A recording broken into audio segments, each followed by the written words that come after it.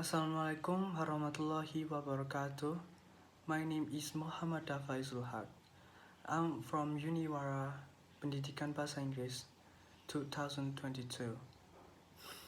In this morning, I will explain you about a noun. So, what is nouns? Noun is a word that names something such as person, place, thing, or idea. In a sentence, nouns can play the role of subject, direct object, indirect object, subject complement, object complement, appositive, and adjective. Types of nouns. Nouns form a large proportion of English vocabulary and they come in a wide variety of types. Nouns can name a person. For example, Muhammad Faizul Haq, the president, my mother, and a boy. And nouns can also name a place. For example, Disneyland and my bedroom. And nouns can also name things, although sometimes they might be intangible things, such concepts, activities, processes. Some might even be hypothetical or imaginary things. For example, like shoe, faucet, freedom, the elder one, and basketball. Proper nouns versus common nouns. One important distinction to be made is whether a noun is a proper noun or a common noun. A proper noun is a specific name of a person, place, or thing and is always capitalized. For example, does Tina have much homework to do this evening? That explains Tina is the name of a specific person. And more example is, I would like to visit Old Faithful. Old Faithful is the specific name of geological phenomenon. The opposite of a proper noun is common noun, sometimes known as a generic noun. A common noun is the generic name of an item in a class or group and is not capitalized unless appearing at the beginning of a sentence or in title. For example, the girl crossed the river. A girl is a common noun. We do not learn the identity of the girl by reading this sentence. Thus we know the action she takes. River is also a common noun in this sentence. Types of common nouns. Common or generic nouns can be broken down into three subtypes: concrete nouns, abstract nouns, a collective nouns. A concrete noun is something that is perceived by the sense, something that is physical or real. For example, like I heard the doorbell or my keyboard is sticky. Doorbell and a keyboard are real things that can be sensed, right? Conversely, an abstract noun is something that cannot be perceived by the sense. For example, we can imagine the courage it took to do that. Courage is an abstract noun. Courage can't be seen, heard, or sensed in any other way, but we know it exists. A collective noun denotes a group or collection of people or things. For example, that bag of lies is disgraceful. Bag of lies, as used here, is a collective noun. Collective nouns take a singular verb and as if they are one entity. In this case, the singular verb is.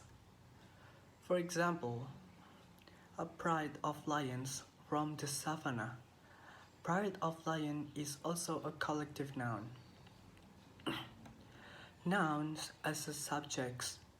Every sentence must have a subject, and then subject will always be noun. The subject of a sentence is the person, place, or thing that is doing or being the verb in that sentence.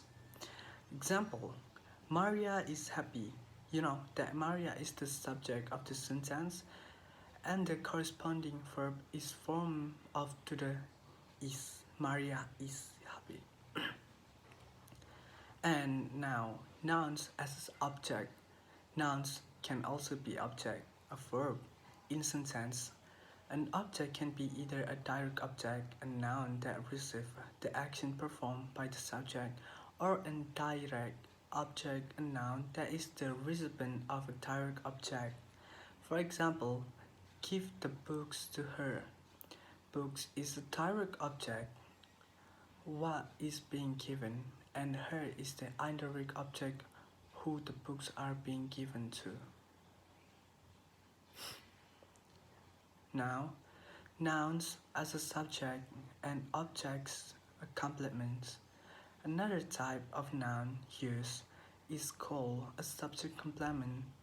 In this example, the noun teacher is used as a subject complement.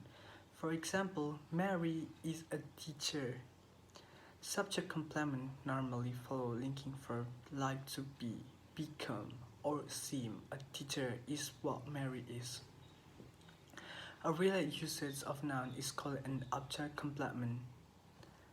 And for example, I now pronounce you husband and wife.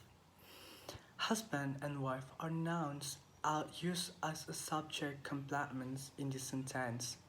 Verbs that denote making, naming, or creating are often followed by object complements. Positive nouns and nouns as modifiers. An oppositive noun is a noun that immediately follows another noun in order to further define or identify it.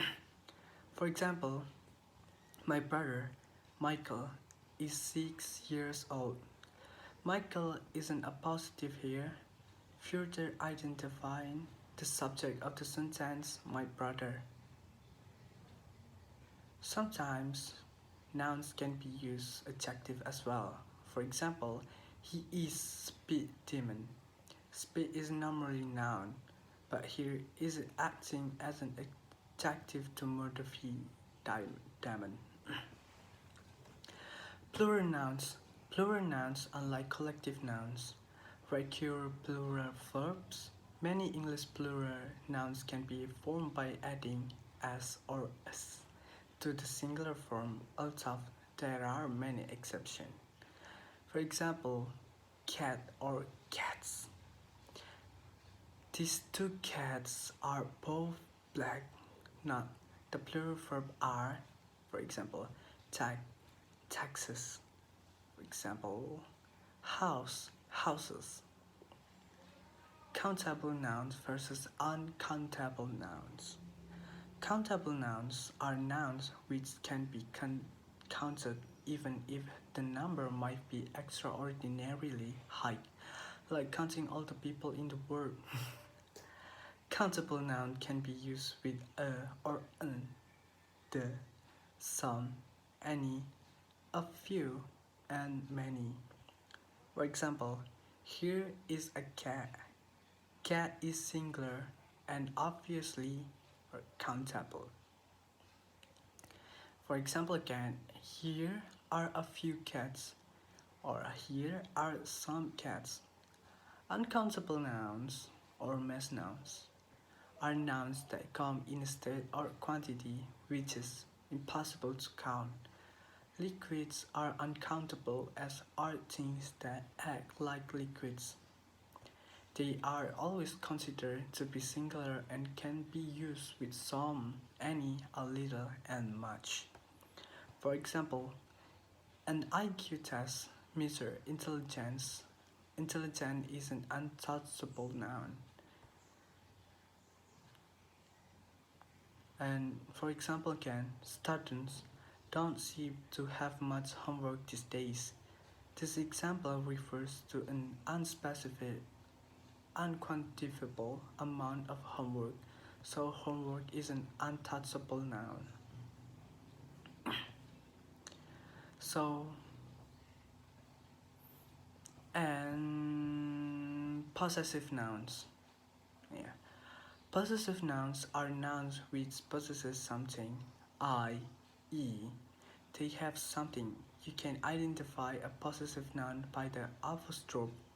Most nouns show the possessive with an apostrophe and an S. For example, the cat's toy was missing. I repeat again, the cat's toy was missing. The cat possesses the toy, and we denote this by use of S at the end of the cat, like cats. When a singular noun ends in the letter S or Z, the same format often applies. This is a matter of style. However, in some style quite suggest leaving off the extra S. For example, I have been invited to the boss house for dinner. Or Mr. Sanchez's coat is still hanging on the back of her chair. Plural nouns in ending in s take only an apostrophe to form a possessive. For example, my niece prom, my niece's prom dresses were exquisite. So this is explained about nouns. Um, Thank you for watching me. See you again. Bye bye.